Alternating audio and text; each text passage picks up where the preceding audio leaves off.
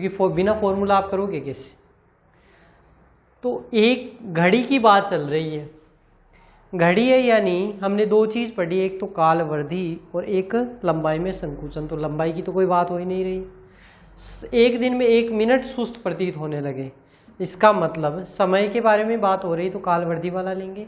कालवर्धी का क्या है, तो हम जानते हैं लॉरेंज रूपांतरण समीकरण से कालवर्धी के लिए टी डेज बराबर क्या होता है, T 1 minus we square upon C square to the power 1/2, यही मान होता होगा।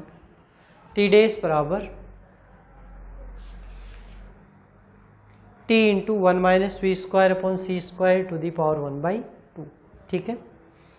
चलो टी डेज क्या है, टी क्या है, कितना है टी, किस वेग से चालित की एक दिन में, वास्तविक टाइम कितना है, एक दिन।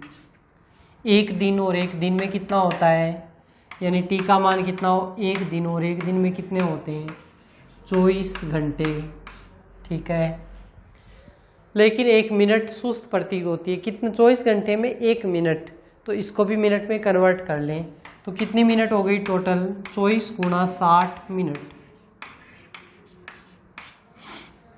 ठीक। टी डेज की वैल्यू क्या है, 1 मिनट सुस्त हो गई, तो 24 गुणा 60 माइनस 1, 1 मिनट कम हो गया, ये इतना समय, इतनी मिनट इसकी हो गई, ठीक है। सॉल्व कर सकते हैं इसको, भाग लगा दीजिए, टी डेज बाई टी बराबर 1 minus we square upon C square to the power 1/2। T dash by T, T dash का मान है 24 गुणा 60 माइनस 1 बटे 24 गुणा 60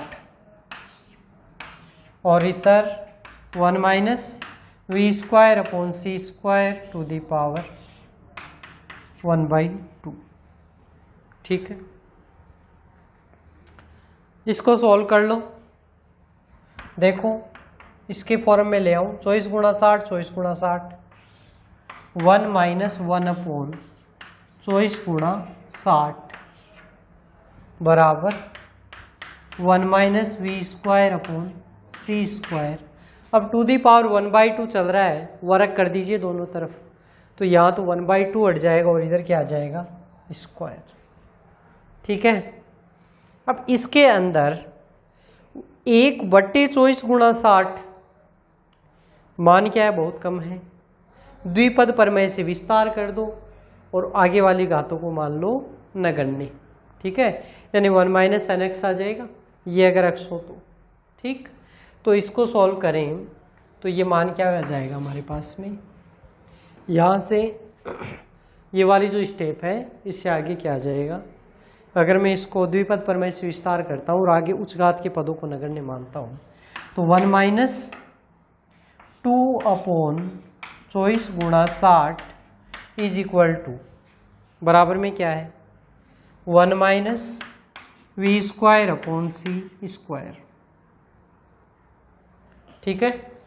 1 माइनस 1 से 1 कैंसिल हो गया, माइनस से माइनस कैंसिल हो गया, और इस सी स्क्वायर को इधर भेज सकते हैं, वी क्या आ जाएगा, तो वी स्क्वायर है तो इसका भी क्या कर सकते हैं, रूट कर सकते हैं, तो वी का मान क्या हो गया, वी बराबर 2 से तो कैंसिल हो सकता है, तो वी बराबर क्या आ गया, C/12 इंटू 60 और इसका रूट,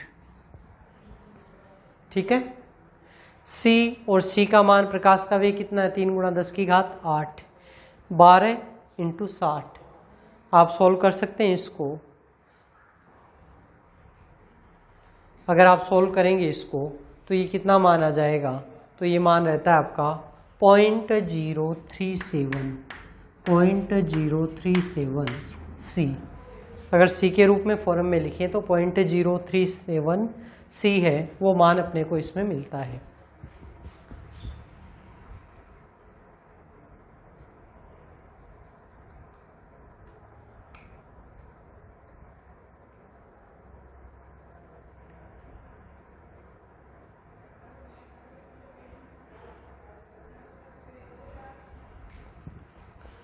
ठीक है।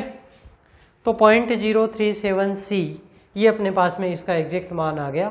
बहुत बार पूछा हुआ क्वेश्चन है एग्जाम के अंदर कि कोई घड़ी है उसको किस वेग से चालित किया जाए कि वह एक दिन में 1 मिनट सुस्त प्रतीत होने लगती है, यानी v का मान है वो अपने को ज्ञात करना रहता है। ठीक है, इस प्रकार से और क्वेश्चन है वो भी आप इसमें कर सकते हैं। तो ये आपके ऊपर है, मैंने ये क्वेश्चन था वो आपको करवाया है। इसी प्रकार से एक और क्वेश्चन है वो मैं और करवाता हूँ आपको।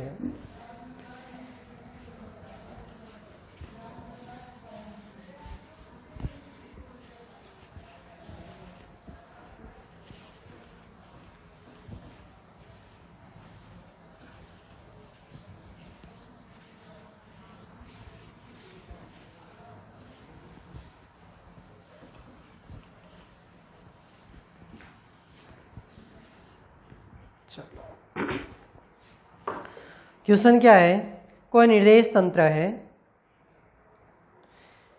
और उसमें कोई छड़ है, उसको लंबाई के अनुदिश किस वेग से गतिशील किया जाए कि उसकी लंबाई में 60% आकुंचन हो जाए। ये क्वेश्चन कह रहा है कि कोई छड़ है उसको किस वेग से, कोई छड़ है उसकी लंबाई के अनुदिश किस वेग से गतिशील किया जाए कि उसकी लंबाई में कितना हो जाए 60% आकुंचन, आकुंचन कह सकते हैं, संकुचन कह सकते हैं। 60% संकुचन हो रहा है। ठीक है, अब संकुचन 60% हो रहा है तो लंबाई कितनी बच गई, 40% ही बची। तो मान लिया कि इसकी अच्छा कौन सा काम में लेंगे, तो इसमें लॉरेंज रूपांतरण समीकरण, और इसमें कौन सा काम में लेंगे हम, लंबाई में संकुचन या लॉरेंज फिट्जेराल्ड संकुचन। तो क्या मान था उसके लिए, L बराबर L naught root of 1 minus we square by c square, ऐसा ही था अपना। ठीक है, अब क्या कह रहा है, लंबाई में संकुचन कितना हो गया 60%, तो 60% तो संकुचन हो गई, बच गई कितनी, तो हम कह सकते हैं बच गई 40%।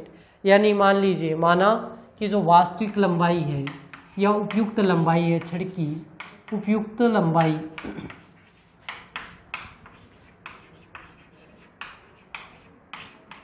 कितनी है, L नोट है। L नोट ही कहाँ में ले रहे थे, और संकुचन के बाद में शेष लंबाई, संकुचन के बाद में कितनी शेष रह गई, तो संकुचन के बाद में रही 40%, यानी 0.4 L नोट। ठीक है, वैल्यू रख दीजिए, 0.4 L naught is equal to L naught root of 1 minus we square by c square. L naught से L नोट कैंसिल, और यहाँ पर कितना आ गया, तो हम कह सकते हैं 0.4, स्क्वायर कर दे दोनों तरफ, क्योंकि स्क्वायर करने से इधर रूट हट जाएगा, तो स्क्वायर करेंगे तो 4 का स्क्वायर कितना होता है 16, या पॉइंट है तो 0.16 is equal to 1 minus we square upon C square. पक्षांतरण कर लो, V square upon C square is equal to 1 minus 0.16, तो 1 माइनस 0.16 कितना आ गया 648.84 या 0.84। सी को गुणा हो जाएगा और सी स्क्वायर इधर गुणा अगर मैं कर देता हूँ तो ये किसका मान रह गया, वी स्क्वायर का रूट कर दीजिए। तो 81 का रूट कितना आता है 0.9, और 0.9 से 84 यानी ज़्यादा है तो 0.91 समथिंग आएगा। तो इसका मान कितना आ जाएगा, अगर रूट आप इसका निकालेंगे तो आपको मान मिलेगा 0.916 सी। सी क्या है, प्रकाश का वेग। तो ये मान आपको मिल गया, v बराबर 0.916 सी मीटर प्रति सेकंड। ठीक है, ये हो गया इसका मात्रक। तो क्या आपने को पूछा गया था कि किसी छड़ को उसकी लंबाई के अनुदिश किस वेग से गतिशील किया जाए कि उसकी लंबाई में आकुंचन कितना हो जाए 60% हो जाए। ठीक है ना, तो इस प्रकार से मान है वो अपने को ज्ञात करना रहता है। तो लंबाई में संकुचन पर भी हमने क्वेश्चन कर लिया, और दूसरा कालवर्धी था उसके ऊपर भी हमने क्वेश्चन है वो पुटअप कर लिया। ठीक है, तो ये हमने लॉरेंज रूपांतरण समीकरणों के बारे में पढ़ा है।